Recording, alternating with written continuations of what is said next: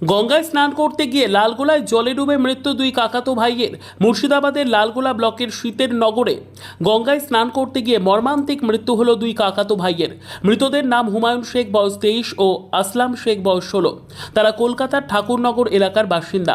ঈদের ছুটিতে গ্রামের বাড়িতে বেড়াতে এসে ঘটল এই দুর্ঘটনা।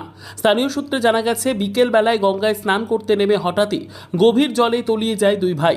স্থানীয় বাসিন্দারা উদ্ধার করে হাসপাতালে নিয়ে গেলে চিকিৎসকরা তাদের মৃত বলে ঘোষণা করেন।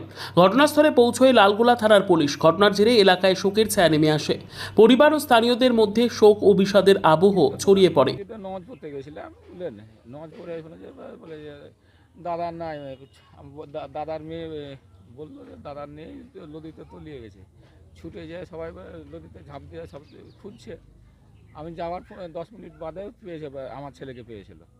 পাওয়ার পর আমার ছেলেকে এদিকে আস্তে আস্তে প্রায় 10-15 মিনিট বাদে ছোটো ভাইটা ছেলে পেয়েছে।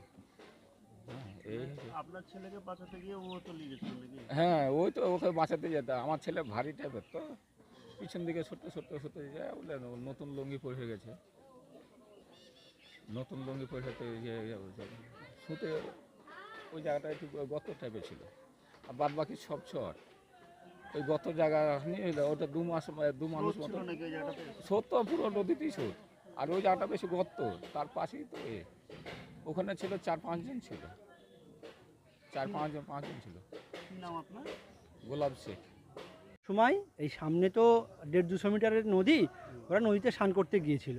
স্নান করতে গিয়ে হুমায়ুন বলে যে 22-23 বছরের যুবকটা, ও সাঁতার জানে না, ও পা পিছলে মানে গভীর নদীতে চলে গিয়েছিল।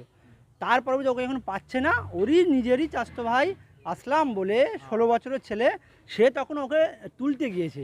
এবং যেহেতু হুমায়ুন যে আছে ও খুব ভারী ছেলে, লম্বা চওড়া ছেলে, তো ওকে না তুলতে পেরে ও 2-3 বার চেষ্টা করে ও নিজেও জলের সঙ্গে স্রোতে অনেক দূরে চলে গিয়ে ওরও মৃত্যু হয়।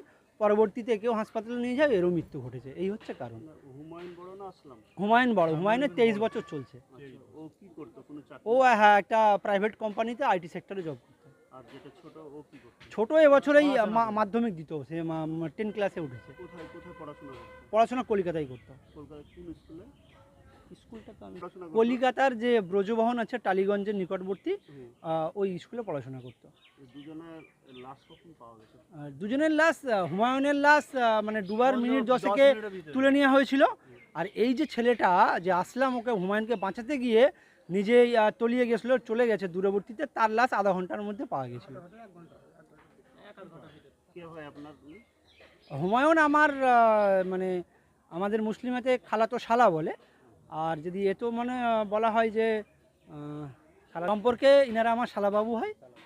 আর এই ঘটনা ঘটেছে, এখানে কোনো রকম কোনো হিংসা বিদ্বেষের কোনো ঘটনা নেই। জাস্ট ঈদেতে ছুটিতে বাড়িতে এসেছিলো এরা সবাই, কলকাতার টালিগঞ্জের হরিদেবপুরের এলাকায় থাকে। আর এই গ্রামের এসে আর বিকেলবেলা 5টার সময় স্নান করতে গিয়ে এই ঘটনা ঘটেছে। আমার নাম সাইফুদ্দিন মল্লিক।